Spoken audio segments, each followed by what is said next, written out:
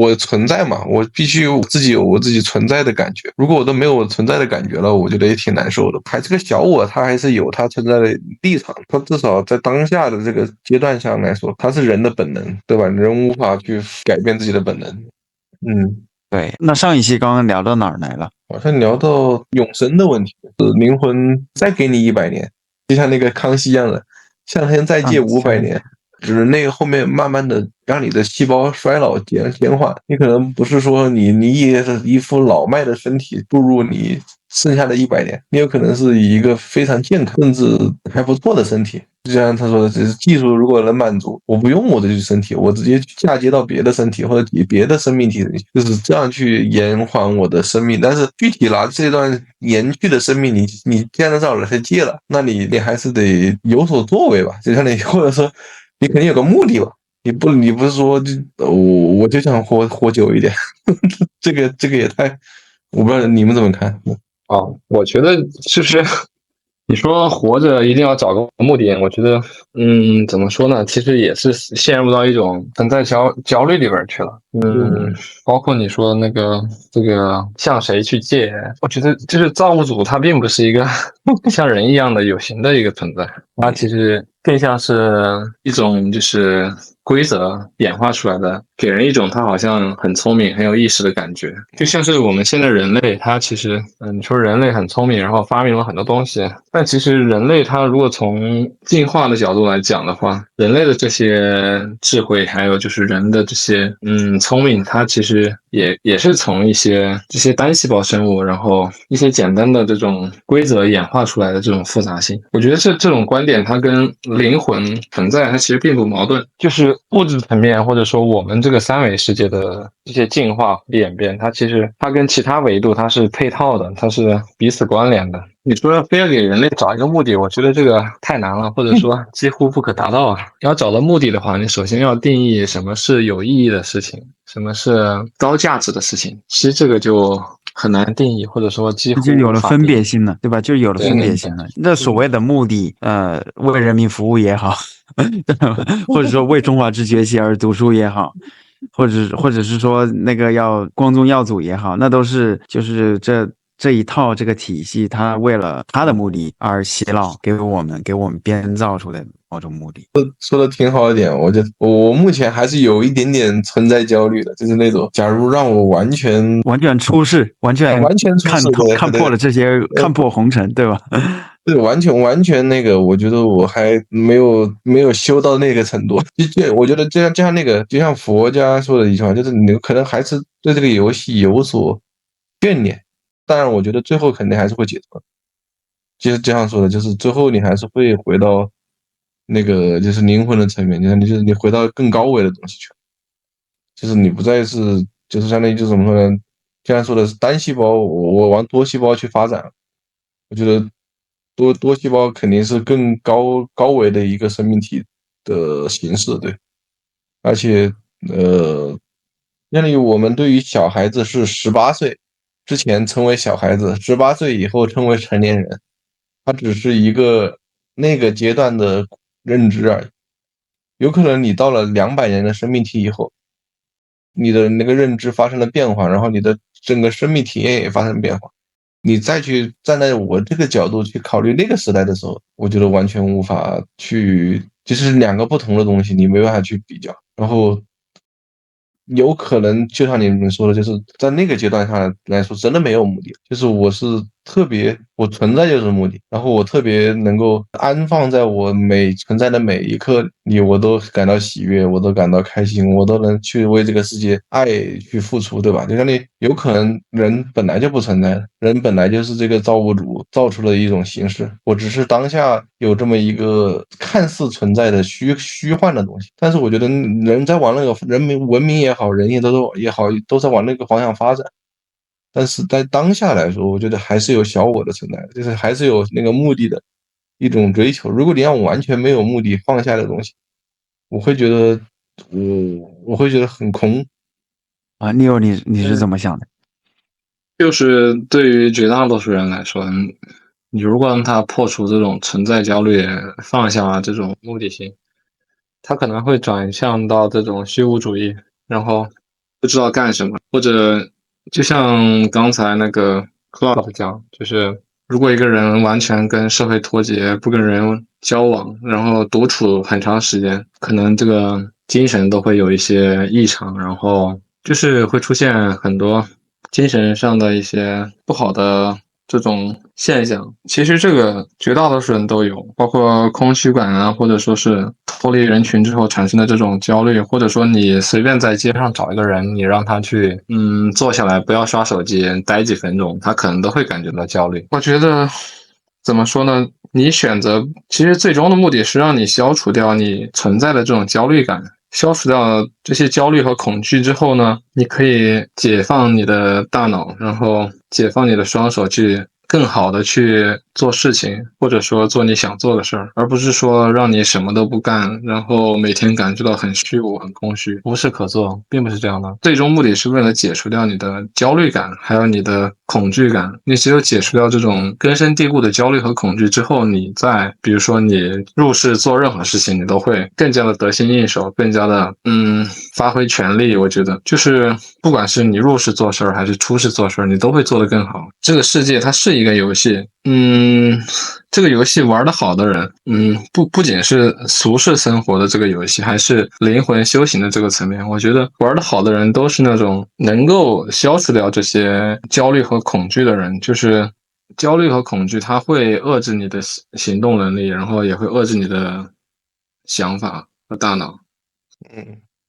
比如说现在很多人因为他是唯物主义的，他会觉得人终有一死，他就是有一种死亡恐惧。这种死亡恐惧就会使得他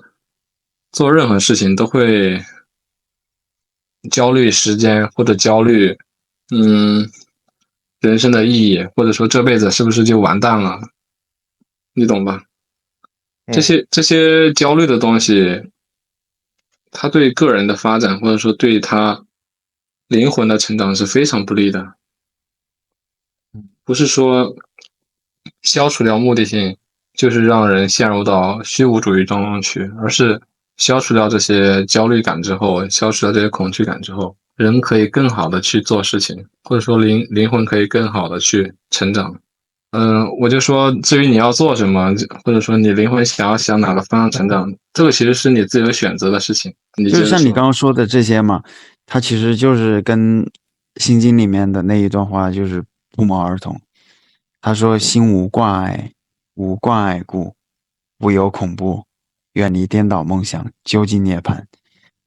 就是只要心里面不牵挂任何看似有意义的事情，那就不会因为这个所谓的意义而带来焦虑与恐惧从而达到这种终极自由的状态。这就是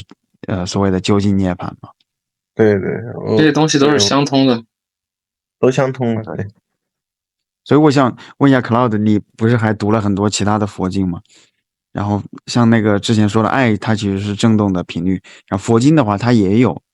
这种类似的功效。好，那你读的比如说像地藏王菩萨本愿经，还有那个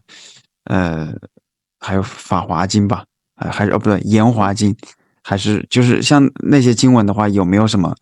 就是给你带来比较就是类似的这种体验，这种自由的这种触动的地方？我读的是那个地藏王经，我是读过，因为我是在那个我外婆走的时候，我还是希望她能够带着超那种类似于超度这种感觉的那种方式去给她做一声告别吧。我在读经的时候，我没有特别去字面上去解析它这是另外一个师傅在讲《道德经》的时候告诉我，就是你把《道德经》通读，你就不去想它的字面什么意思，你就读就好。你不去尝试着去理解它，或者说用你自己的想法去解构它，或者是解析它，而是纯粹的就是把它扎到你脑子里，就属于叫做，就相当于就是它有可能。你可以得到一个更系统化的认知，所以我当时反正我读很多佛经都这样了，我都不太去解析这个佛经的字面意思，而是把这个佛经就不停的读，不停的读，不停的读，然后直到你在人生的可能某一个想法的时候，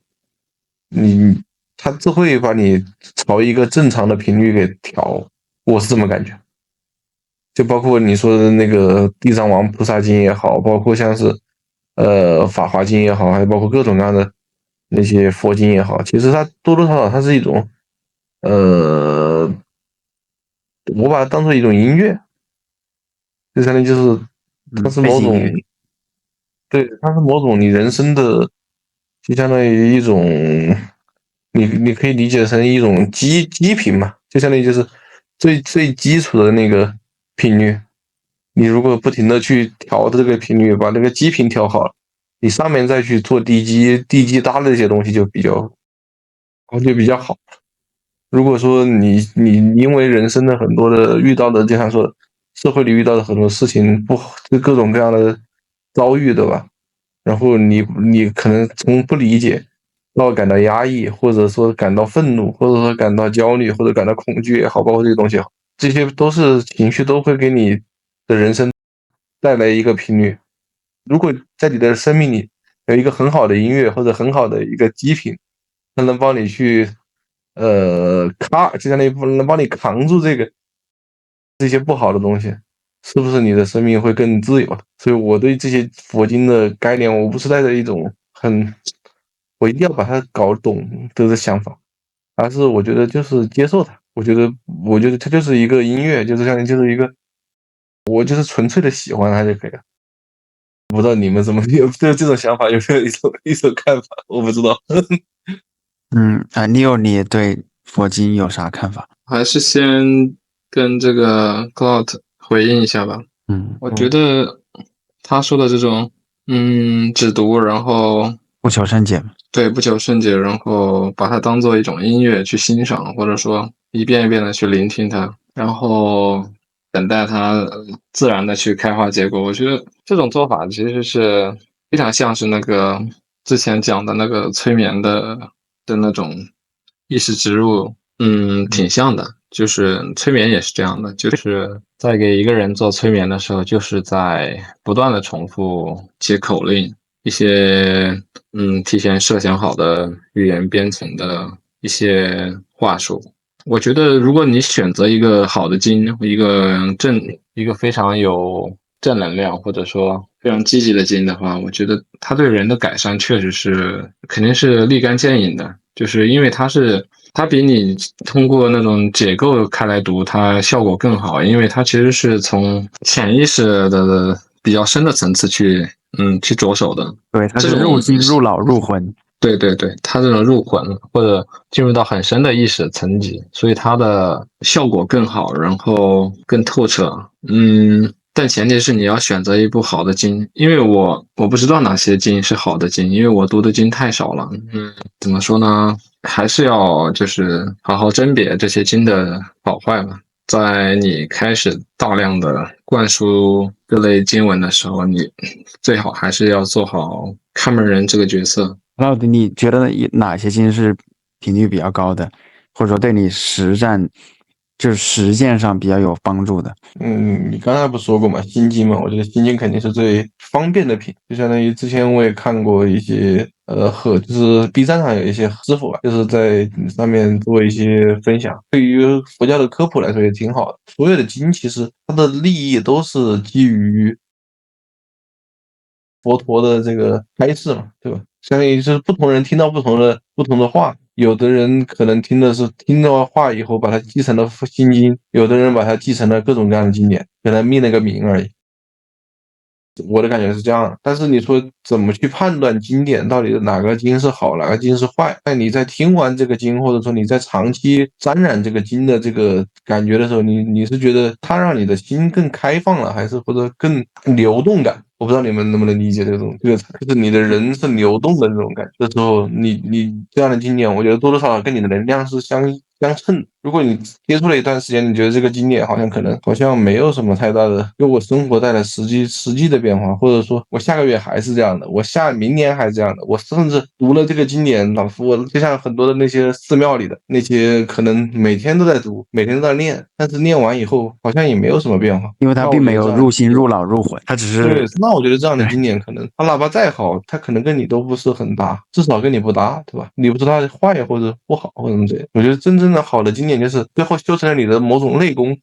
一种力量的来源的时候，我觉得这样的经典至少都是不错的。一般我回答 Leo 的问题啊，就是像佛经的话70%-80%，当然我读的其实也是大概就10几部经吧，到目前为止，但是它一般都是传播爱的，或者是说传播就是怎么样让自己变得更加平和、平静、提升。当然它也有一定的忍的成分，就是说你要看透世界只是一场梦，色即是空，空即是色。如果说它有什么不好的话，就是它会强调是说遇到事情要尽量是忍让，这个我感受到了哈。然后但是它很少或者说几乎没有是说去咒别人的，去诅咒别人的，哪怕是咒的话，就是比如说遇到一个就让自己很不开心的人吧，他也是说尽量去跟他化解要相信那是因为前世的因果在这里，然后现在的话就是要开开心心的来还债，化解掉冤亲债主，他是这样子的一种心理。还有一类的话，那就是基本上都是梵语梵音了，就是他虽然写的是汉字，但是你不知道它是什么。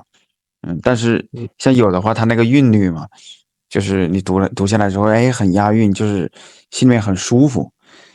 这个是我目前的一种感受。还有一个小的一个案例吧，就是我有一位同事嘛，他之前是在就国内一家很好的一家体制内的单位嘛，还是省会城市的。好，然后他就跟我说他单位的同事有一些，你说他那些中年的一些女性，充满了那种愤怒吧，或者说那种戾气，天天就是抱怨自己婆婆对她不好啊，那婆婆就是一个恶婆婆。后来就是偶然接触的国内的有一些僧侣吧，一些师傅，好，然后就开始学习怎么样抄写经文，然后抄着之后呢，又带着他的其他的同事，其他的一些跟他同龄的一些女性一起抄。可是呢，抄了很多遍，他还是依旧的是化解不了对他婆婆心中的那种恨。当面不敢怼你，我背地里还是接着去骂他的。你们对这种抄写经文好像就是错误的呢，或者说那个佛经的话没有给他带来那种功效，那他居然佛经有用的话，他怎么还是放不下那种就是那种嗔恨之心，还是那么恨他的婆婆？我觉得这就是很多人可能在佛学上面有一定的，我不能说误区吧，至少是误解的东西。就是我们总觉得是某个东西在改变了我们，其实并不是。假如一个人真的中彩票，他从一个屌丝，对吧？他中了彩票1个亿，你去观察10年以后，他可能还是个屌丝。就是佛经可能就是给了你1个亿，但是如果你没把这个1个亿用好，你可能还是个屌丝。但是怎么用，或者说什么东西是有用，什么东西是无用，其实是在于佛经可能叫你要不要放下，但是放下其实很多人就很难，这件事本身就很难。放下别人就是其实放下自己，那种幻想，就是有可能那个婆婆也有可能他们之中有冲突或者什么之类的。对，这个Leo你是怎么看的？我觉得 Cloud 讲的基本就挺完整的了，就是就跟老师教学生一样嘛，老师再好教再多遍，教的水平再高，就是学生他自己不用心学，老师都是白费功夫嘛。就是意识转变或者说是学到某一个东西，领悟到某一个东西，它都是一瞬间就可以完成的，并不是一个靠时间或者说靠你干了多少工作就可以完成的事情。也许说你自己学了30年佛、50年佛，或者说你当了50年的苦行僧，其实这些时间上的堆砌，或者说是你行为上做再多的重复，如果你的心境没有到，那都是白费。好，非常感谢啊，我们会在下周更新，请订阅支持一下吧。我是谁？我来到这个世界上究竟要做什么？进化的新阶段已经开始，意识到无限的爱会让我们开启一场前所未有的灵魂旅程。